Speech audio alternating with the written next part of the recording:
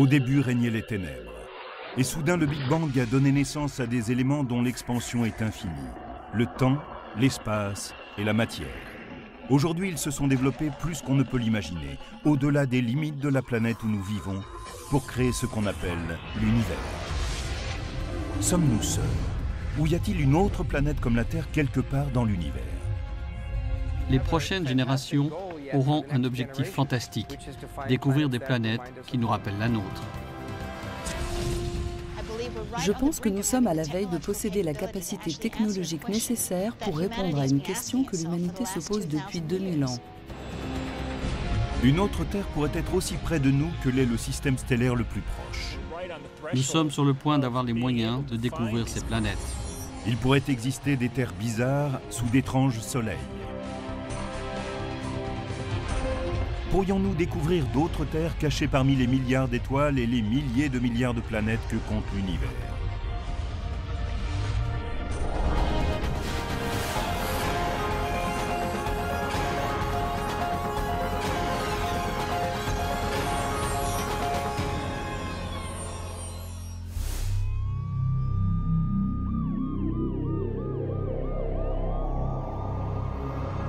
Existe-t-il quelque part dans l'univers une autre Terre? C'est peut-être une des plus vieilles questions que se pose l'humanité depuis qu'elle regarde les étoiles. Les hommes, assis autour du feu, regardaient les étoiles et imaginaient que celles-ci étaient d'autres feux autour desquels se réunissaient d'autres tribus. Que veut-on dire exactement par une planète comme la Terre? Qu'elle puisse abriter des formes de vie comme celles que nous connaissons. En résumé, la vie a besoin de 3 éléments de base pour exister. Il lui faut un milieu liquide quelconque pour que s'y produisent des réactions chimiques. Et nous pensons que l'eau est le liquide le plus vraisemblable pour cette opération, car elle est prédominante dans l'univers. On a aussi besoin de chercher les composants de base, les molécules qui permettraient de créer la vie, le phosphore de l'ADN, et puis il faut une source d'énergie. Il s'avère qu'une planète comme la Terre, avec l'eau dont elle dispose, possède tous les éléments indispensables. Les planètes capables d'abriter des formes de vie comme celles que l'on trouve sur Terre ne doivent pas forcément être des copies conformes de notre planète. C'est un peu comme le fait qu'il existe différents types de maisons. Si vous allez dans une ville, vous verrez de grandes demeures et des maisons plus petites, plus modestes, avec simplement 2 pièces. Et puis dans d'autres villes, vous trouverez des studios, des gratte-ciels et encore d'autres formes d'habitat. Elles abritent toutes des êtres humains de même que toutes ces planètes peuvent abriter la vie. C'est un peu comme cela quand on explore l'univers. On cherche des habitats de toutes sortes et on reste à l'affût de tout ce qui peut receler une forme de vie.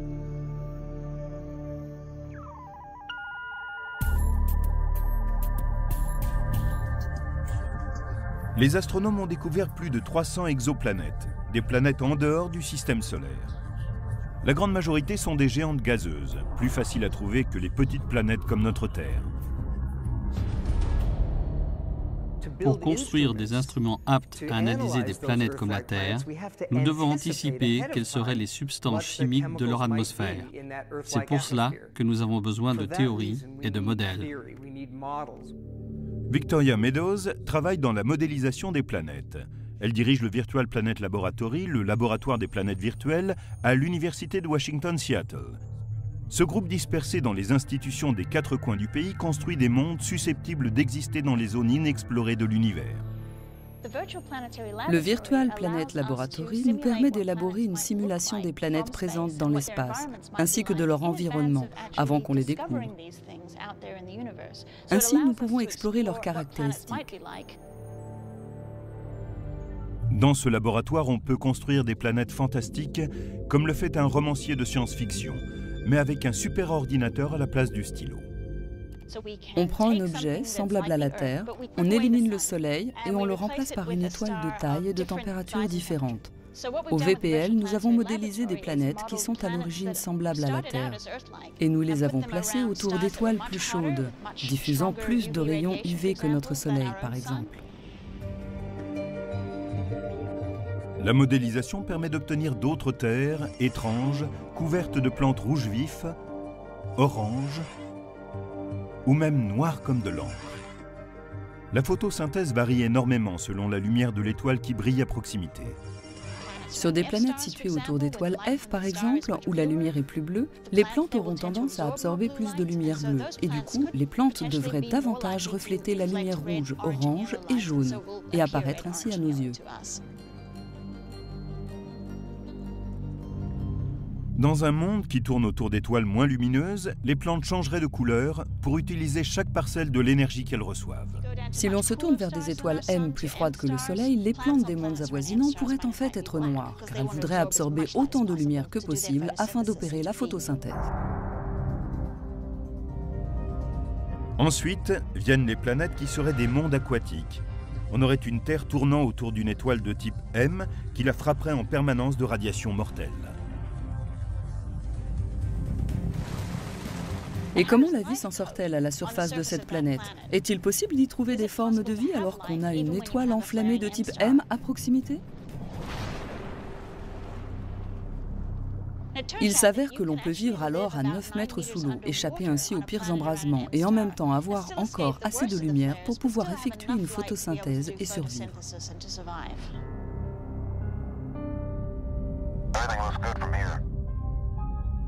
De futures missions d'exploration se profilent à l'horizon et de nombreux spécialistes planchent sur les outils qu'il leur faudra pour détecter des formes de vie sur une planète lointaine.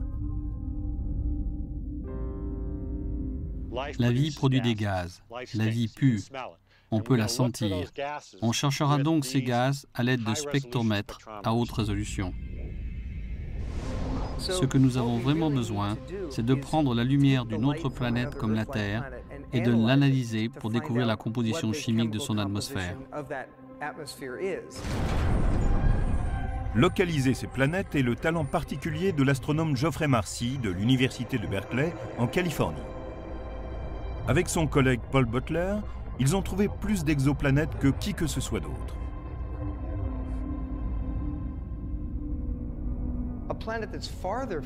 Une planète plus éloignée de son étoile haute serait très froide.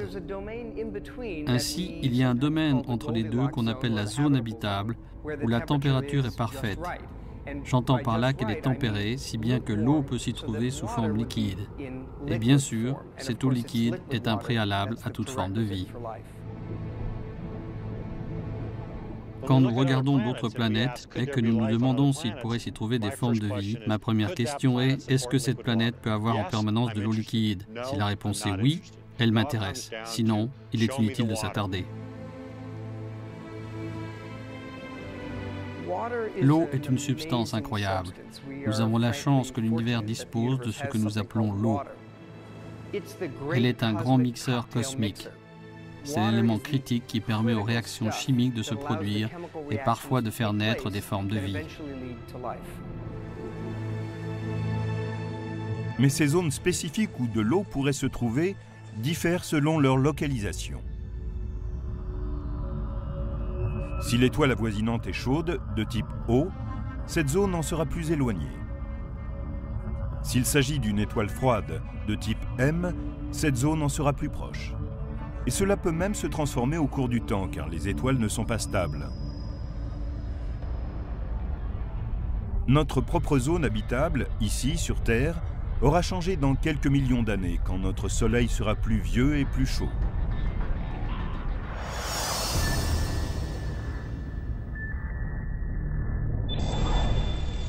La technologie actuelle ne permet pas de photographier des exoplanètes lointaines.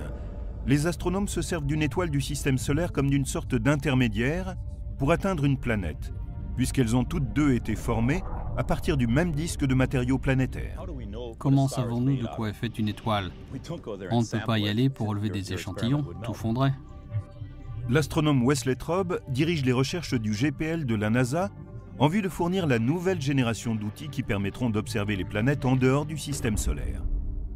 Nous effectuons des observations, puis nous scindons la lumière en plusieurs couleurs.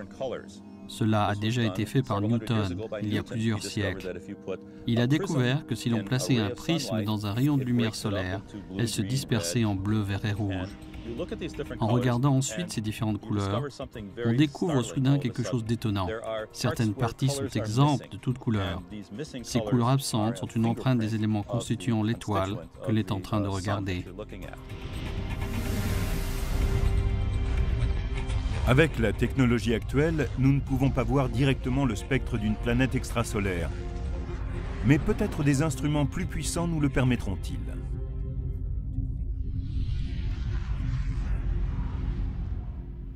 Si on observe cette lumière venant de la planète et qu'on la disperse avec un prisme ou un instrument analogue, on peut dire de quoi est constituée cette planète. C'est ainsi que nous savons si elle possède de l'oxygène, comme notre atmosphère, si son atmosphère contient de la vapeur d'eau, de l'ozone, du dioxyde de carbone et de l'oxyde d'azote. Et rien dans l'univers ne demeure fixe avec le temps. Quand notre Terre s'est formée il y a 4,5 millions d'années, son atmosphère était très différente de ce qu'elle est aujourd'hui. Victoria Meadows et son équipe ont pour objectif d'anticiper et d'élaborer des modèles d'autres planètes semblables à la Terre. Il serait un peu irréfléchi de ne rechercher que des planètes riches en oxygène et au même stade de développement que nous. En effet, quand on cherche des mondes habitables, ils peuvent être extrêmement différents. Il peut y en avoir de toutes sortes.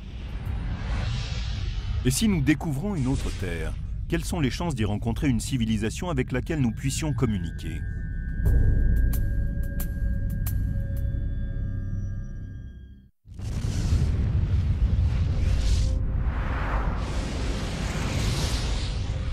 Combien de civilisations intelligentes pourraient exister sur d'autres terres dans l'univers?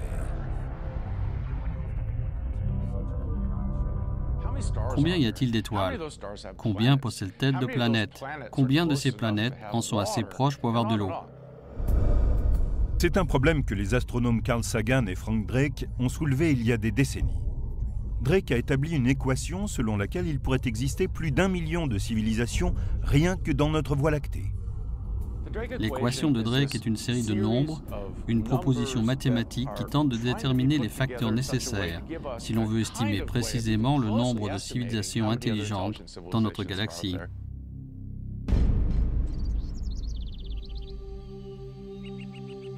Peter Ward, professeur de géologie et de paléontologie à l'Université de Washington-Seattle, pense que l'équation de Drake surestime largement le nombre de civilisations avancées qui pourraient exister sur d'autres terres de l'univers. Peter Ward et Don Brownlee, astrophysiciens, expliquent dans leur ouvrage Rare Earth, Terre rare, pourquoi selon eux les formes de vie complexes telles que les animaux ou les humains sont sans doute rares. Nous avons commencé à penser que c'était trop simpliste, que d'autres éléments étaient en jeu.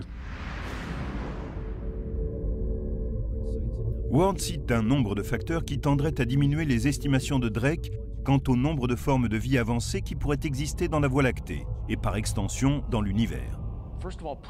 Tout d'abord, il y a la tectonique des plaques, ou des rives des continents.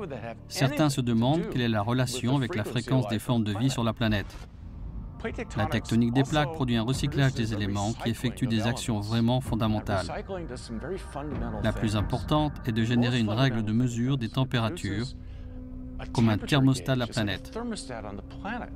S'il commence à faire trop chaud, le processus de la tectonique des plaques nous aide à nous rafraîchir.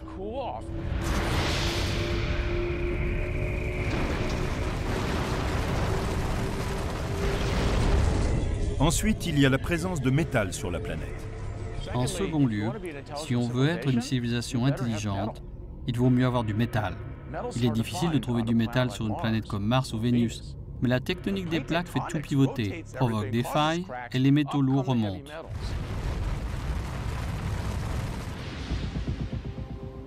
De quoi avons-nous besoin d'autre? Nous avons besoin d'une Jupiter protectrice. Le fait qu'il y ait une géante gazeuse comme Jupiter à la forte attraction gravitationnelle aux confins du système solaire protège les planètes intérieures et ses éventuelles terres d'impacts fréquents qui pourraient être catastrophiques.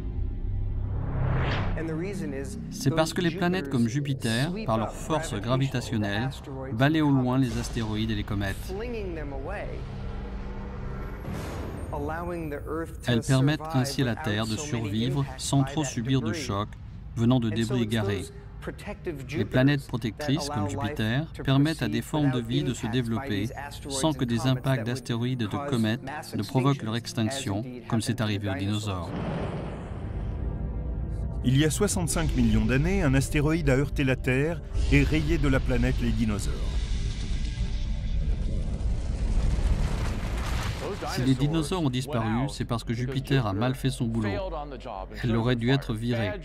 Elle a été nulle ce jour-là. Elle a laissé passer un de ses astéroïdes et on a vu ce que cela a donné. La comète Shoemaker-Levy s'est écrasée sur Jupiter à la fin du siècle dernier. Tel est le rôle de cette planète. C'est important d'avoir une planète comme Jupiter à l'intérieur du système galactique. La plupart des astrophysiciens concentrent leurs efforts dans la recherche de mondes situés dans la zone habitable, autour d'une étoile. Mais Ward et son co-auteur pensent que la position de la planète à l'intérieur de la galaxie est également un élément important. C'est pour cela que nous avons défini ce que nous appelons la zone galactique habitable, une zone à l'intérieur de la galaxie qui n'est ni trop proche ni trop lointaine. C'est la zone que nous appelons Goldilocks dans notre galaxie. Ils ont établi 9 facteurs caractéristiques de ce qu'on appelle une zone galactique habitable.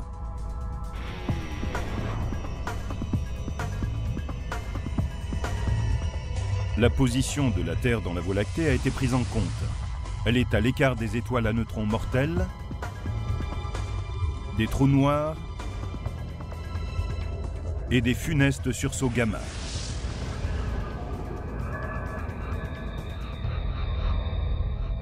Dans ces caractéristiques sont inclus le nombre d'étoiles proches de la planète et les chances d'abriter une vie microbienne.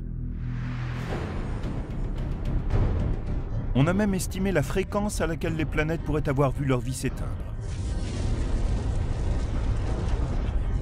La Terre elle-même a peut-être frôlé la catastrophe en 1998.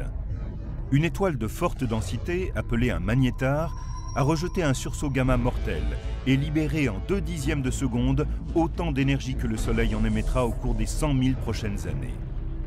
Par chance, ce magnétar était situé à 20 000 années-lumière de la Terre. Il y a une question à se poser. Que se serait-il passé si ce magnétar s'était trouvé non pas à 20 000 années-lumière de la Terre, mais à 10 000? S'est-il déjà produit un événement à quelques centaines d'années-lumière seulement? Dans ce cas, de nouveaux calculs suggèrent que cela pourrait déséquilibrer notre atmosphère en une seule explosion. Et ensuite, je ne peux plus respirer.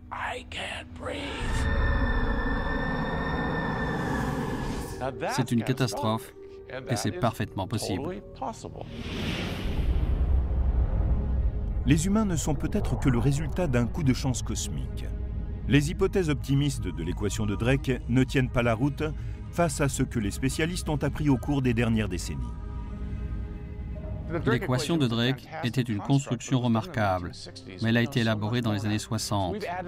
Nous avons donc ajouté des éléments qui n'étaient pas connus à l'époque, et je pense que cela la rend plus fiable.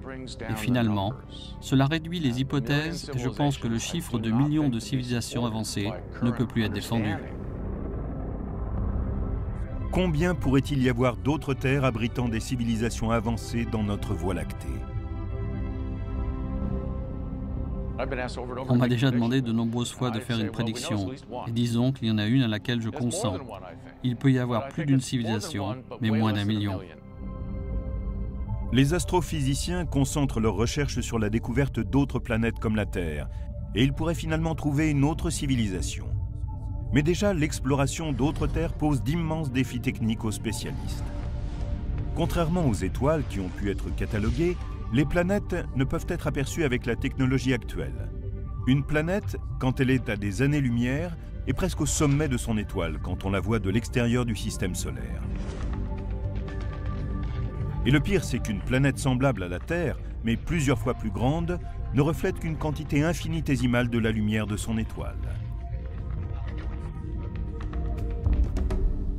Nous avons ainsi une étoile brillante et une planète 10 milliards de fois plus pâle. Pour beaucoup d'entre nous, il est difficile d'imaginer ce qu'est réellement 10 milliards de fois. Mais prenons une luciole, une toute petite luciole avec une lumière très faible, et supposons que cette luciole tourne autour d'un phare.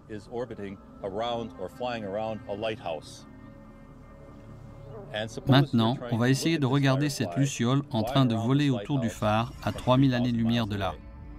Voilà à quoi cela ressemble.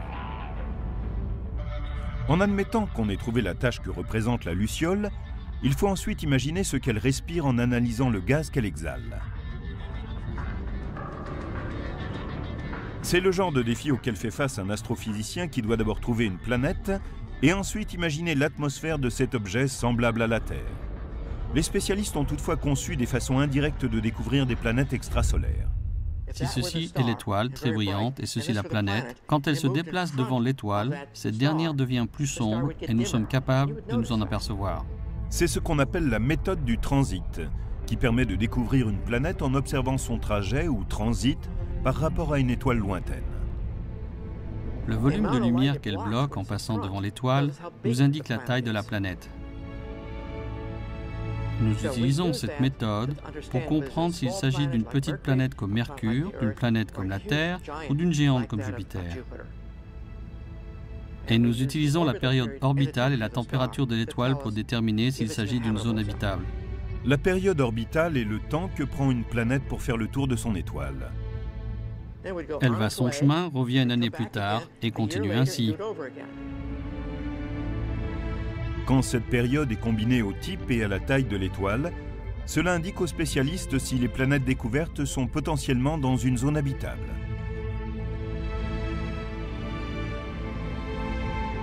La méthode du transit fonctionne si l'observateur ou le télescope est dans le même plan que l'étoile et ses planètes. Mais si l'on est au-dessus ou au-dessous du système, on utilise une autre technique, la vélocité radiale. Cette méthode dépend de l'observation attentive d'une étoile lointaine. Il s'agit de voir si elle est tirée en avant et en arrière par la force gravitationnelle d'une exoplanète invisible. Les astrophysiciens peuvent utiliser cette information pour imaginer les caractéristiques de l'exoplanète qui influence l'étoile. Équipés de ces outils, ils trouvent des centaines de planètes, et parmi elles, certaines dont ils n'ont jamais rêvé. Des super-terres, des Jupiters brûlantes, et même de proches cousines de notre Terre.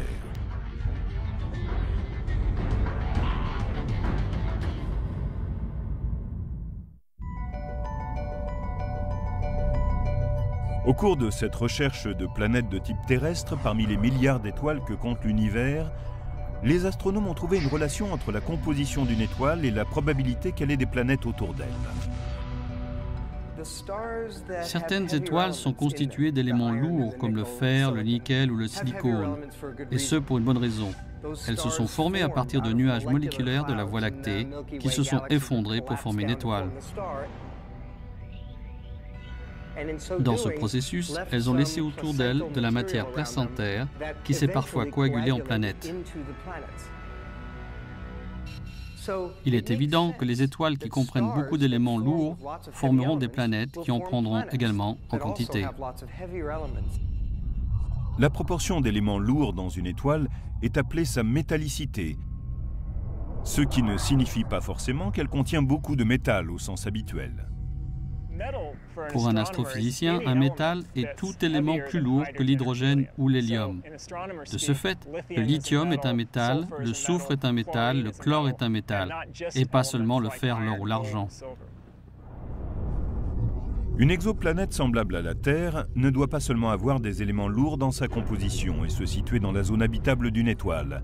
Elle doit aussi être de la taille qu'il faut pour abriter des formes de vie. Cela signifie que sa taille doit lui permettre d'avoir une atmosphère, un système de tectonique des plaques et des volcans, ces points étant essentiels pour réguler la température. Pour que cela soit possible, les spécialistes estiment qu'une planète doit faire au minimum un tiers de la masse de la Terre.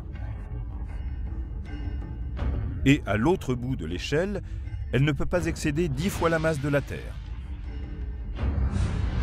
Ce n'est qu'au cours de la dernière décennie que l'existence d'exoplanètes est passée de la théorie à la réalité.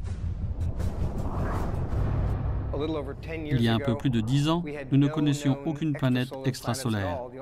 Nous ne connaissions que celles qui tournaient autour du Soleil. Maintenant, nous avons découvert qu'il y en avait autour d'autres étoiles. Et ce qui est passionnant, c'est que certaines sont peut-être habitables et qu'il y a une chance qu'elles abritent une forme de vie. Parmi les centaines d'exoplanètes déjà découvertes, certaines pourraient ne pas avoir le profil familier de celles du système solaire. Nous avons trouvé d'étranges Jupiters qui orbitent très près de leur étoile. Ce sont des torches brûlantes et ces planètes arrivent sans aucun doute près de leur étoile en migrant vers l'intérieur. Parfois, la formation d'une planète de la masse de Jupiter dans un système peut sonner le glas de celles qui sont semblables à la Terre. Et si nous avions eu la malchance d'avoir une Jupiter de ce genre dans notre système solaire? Elle aurait poussé la Terre en dehors de son orbite, dans l'obscurité vaste et froide de l'espace extérieur. Et la Terre serait peut-être morte, telle une épave froide et obscure.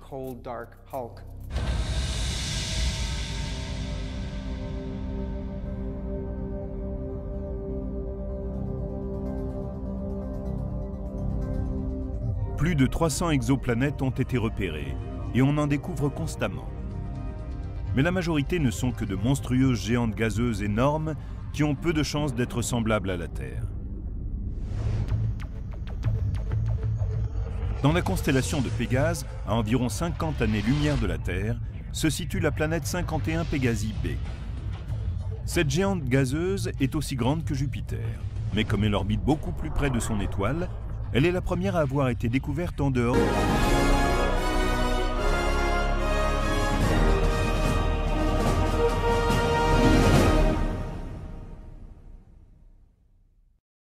de notre système solaire. Elle fait le tour de son étoile en 4 jours seulement.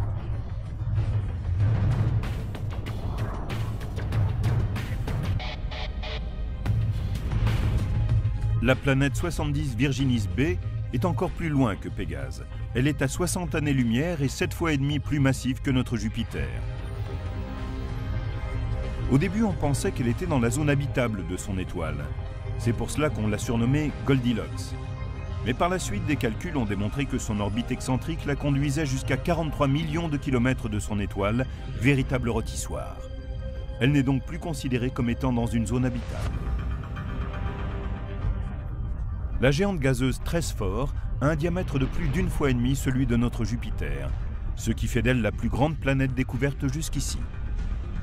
C'est une gazeuse géante, et bien qu'elle soit plus grande que Jupiter, sa masse ne représente qu'un peu plus des 3/4. C'est une planète chaude qui se déplace autour de son étoile en 3 jours et demi.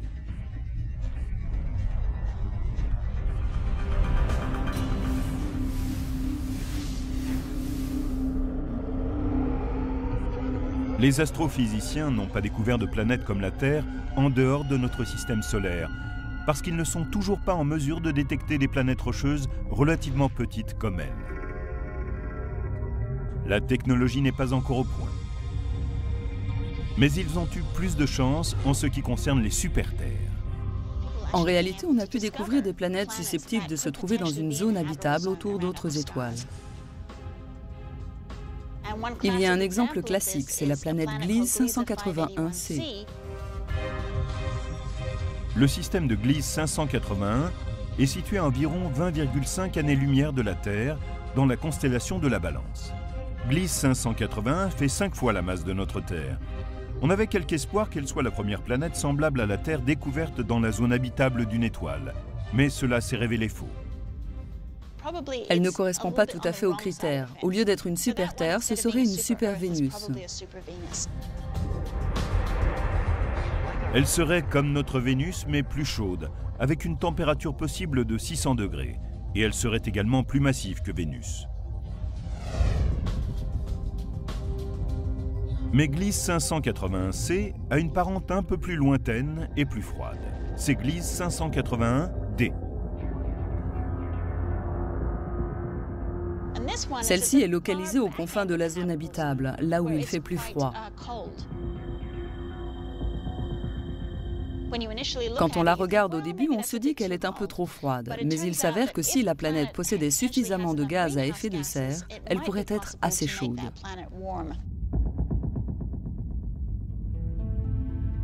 HD 69830d est peut-être une autre planète prometteuse.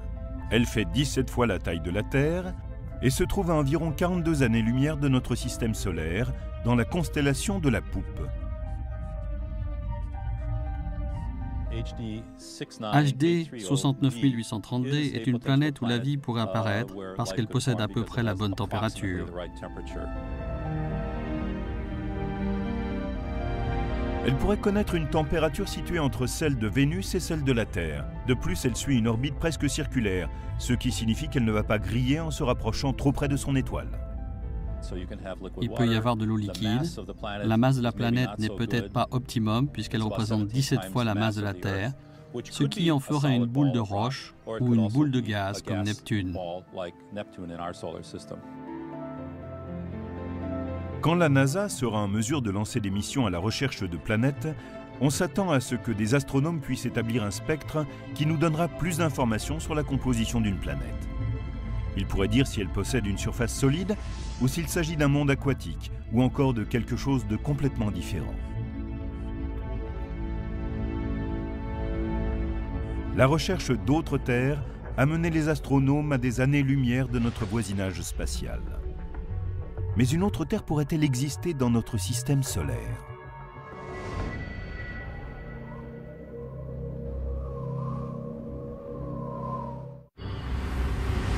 Tandis que les astronomes regardent les systèmes stellaires, qui sont à des années-lumière, dans l'espoir de trouver une autre planète bleue, d'autres terres sont peut-être plus proches que cela.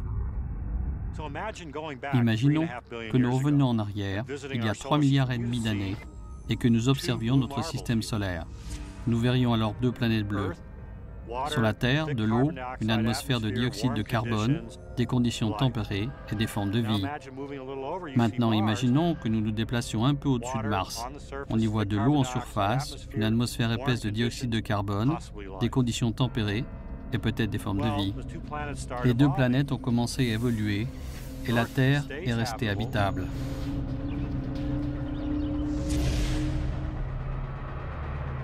Mais pas Mars. Vénus et Mars sont juste à la limite de la zone d'habitabilité. Toutes deux peuvent être des exemples de Terre qui auraient raté leur évolution, car une fois que l'on a quitté la voie, il est impossible de revenir en arrière. Mars est un enseignement. On comprend mieux à travers elle ce qu'il faut pour rester habitable dans la durée. Notre hypothèse précédente se révèle être parfaite. Il faut être aussi grosse que la Terre pour continuer à être habitable. Mars est trop petite. Et dans ce cas, il n'y a pas moyen de recycler les éléments, ni de maintenir son atmosphère sur une certaine durée. La taille a une importance capitale. Maintenant, si Mars est trop froide, Vénus, notre autre Terre potentielle, connaît le problème inverse. Elle est trop chaude.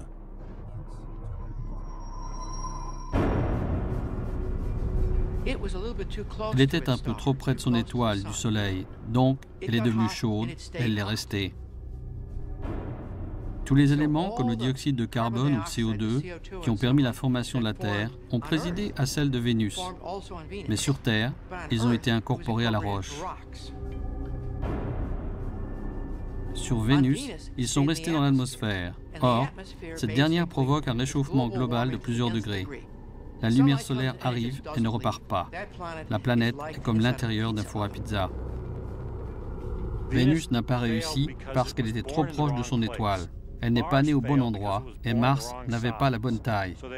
Tout cela est très intéressant. Nous avons Vénus, la Terre et Mars. Vénus est au mauvais endroit. Mars n'a pas la bonne taille et la Terre, elle, est au bon endroit et à la taille qu'il faut.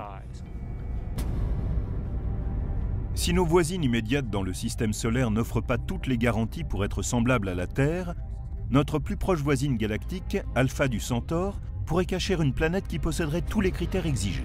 Elle se situe à un peu plus de 4 années-lumière. À l'échelle cosmique, c'est la porte à côté.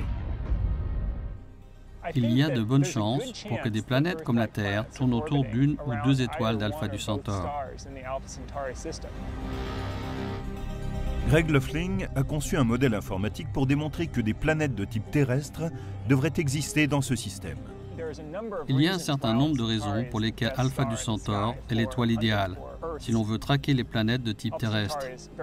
Elle est proche, elle comprend 2 étoiles comme le Soleil, elle possède une quantité d'éléments lourds qui interviennent dans la construction des planètes. À quelle distance de la Terre Alpha du Centaure se situe-t-elle? Imaginons d'abord que l'on rétrécisse le Soleil à la taille d'un grain de sable. Un grain de sable est sans doute le plus petit objet que l'on puisse voir à l'œil nu et que l'on puisse sentir du bout des doigts. Si l'on considère que le Soleil est de la taille d'un grain de sable, le système Alpha du Centaure est comme 3 grains de sable situés à 8 km. Maintenant, si on veut trouver un système similaire Alpha du Centaure qui convienne à notre recherche, il faut aller au-delà de l'horizon. Il s'avère que les étoiles d'Alpha du Centaure pourraient abonder en matériaux bruts aptes à fabriquer des planètes. Alpha du Centaure a une plus forte métallicité que le Soleil. Donc la formation de planètes aurait pu s'y produire sans difficulté majeure.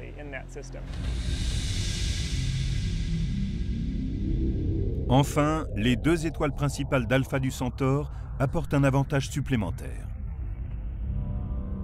Les premières informations nous disent qu'il n'y a pas de planète de la masse de Jupiter dans le système d'Alpha du Centaure. Il est donc plus simple que des planètes de type terrestre s'y forment autour d'une ou de 2 étoiles. Car les grandes géantes gazeuses se forment autour de noyaux glacés aussi vastes que notre Terre. Il faut beaucoup d'espace froid pour que se forment ces noyaux. Regardez comme Jupiter est loin du Soleil. Mais quand on a 2 étoiles avec des orbites qui se chevauchent dans un système comme Alpha du Centaure, il n'y a pas assez d'espace. Il ne fait pas assez froid pour permettre la formation de ces géantes gazeuses. Ainsi, on suppose que les planètes d'Alpha du Centaure, si elles existent, sont des planètes comme la Terre, Mars ou Vénus. Ce ne sont pas des géantes gazeuses comme Jupiter ou Saturne.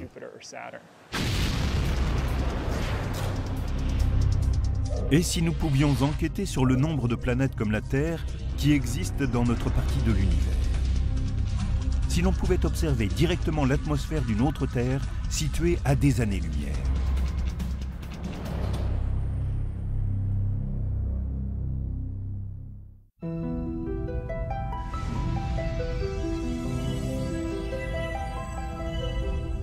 Pour découvrir une autre Terre, les astronomes doivent surmonter d'immenses défis techniques. Comment scruter une planète lointaine? C'est un problème que la NASA a abordé comme pour la conquête de la Lune, en établissant des projets qui s'étendent sur des décennies.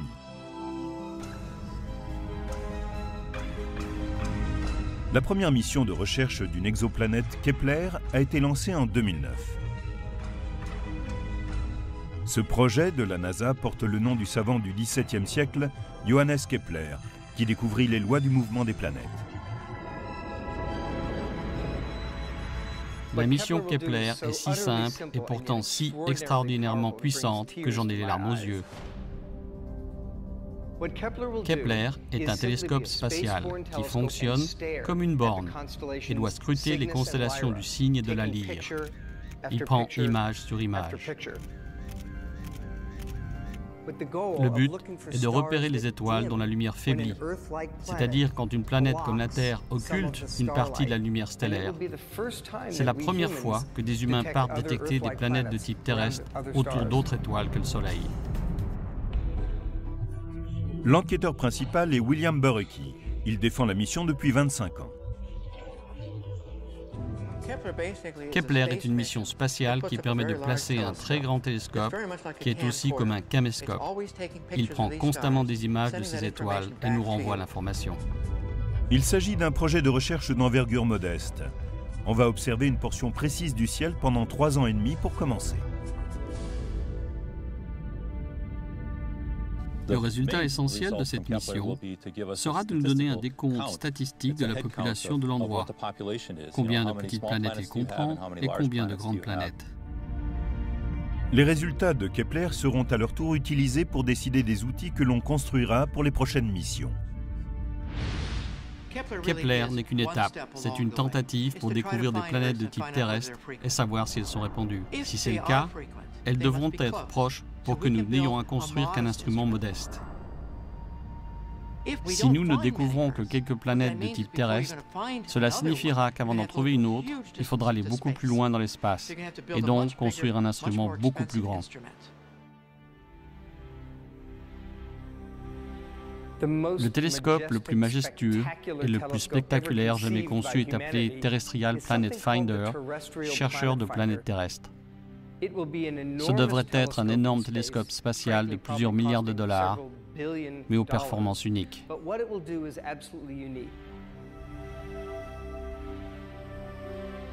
Il serait le premier télescope à prendre des images de planètes de type terrestre.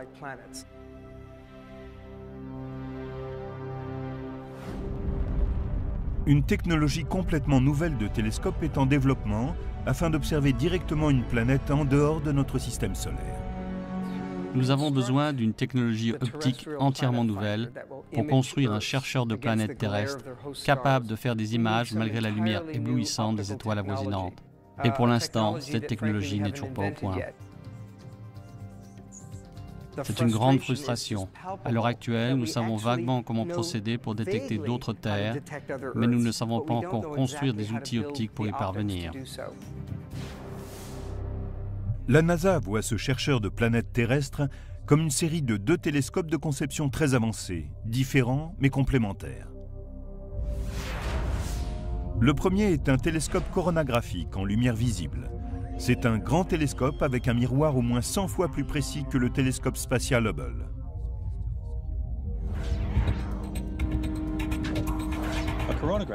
Un télescope coronographique est un télescope qui collecte la lumière d'une étoile et la concentre à l'autre bout, comme un télescope normal. Sauf qu'ici, on bloque la lumière de l'étoile et on essaye de laisser passer la lumière venant de la planète.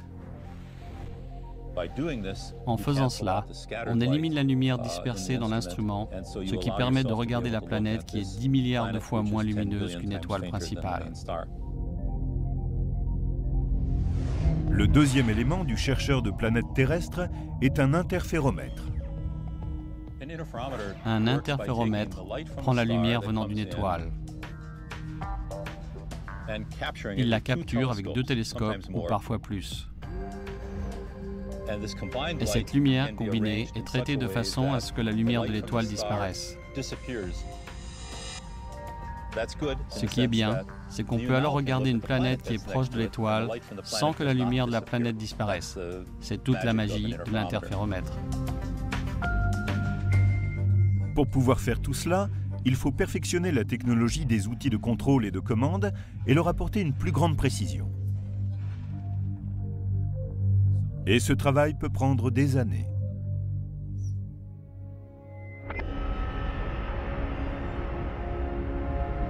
Ce but ultime de l'astronomie, découvrir une autre Terre en dehors du système solaire, a poussé les spécialistes à spéculer sur la façon dont une telle découverte nous affecterait. Je pense que si nous trouvons quelque part une autre Terre, cela aura un énorme impact sur la société. Je suis certaine que nous ne sommes pas seuls, que nous ne sommes que l'un des nombreux sites de vie potentiels. Et je pense que cela provoquera un énorme choc dans l'esprit des gens.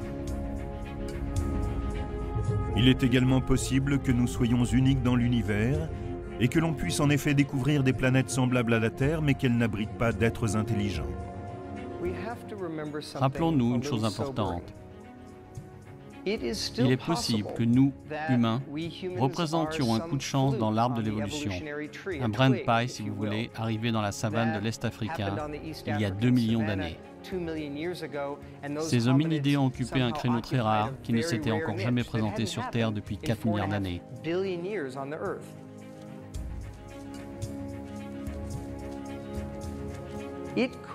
Et il se pourrait bien que nous soyons une singularité extraordinaire dans la Voie lactée. En fait, il se pourrait que le destin de notre espèce soit d'explorer la Voie lactée et que nous soyons la première de ce type. Dans ce cas, nous aurions pour mission de découvrir parmi les étoiles nos racines chimiques et biologiques. We have a TV picture now. Really looks beautiful.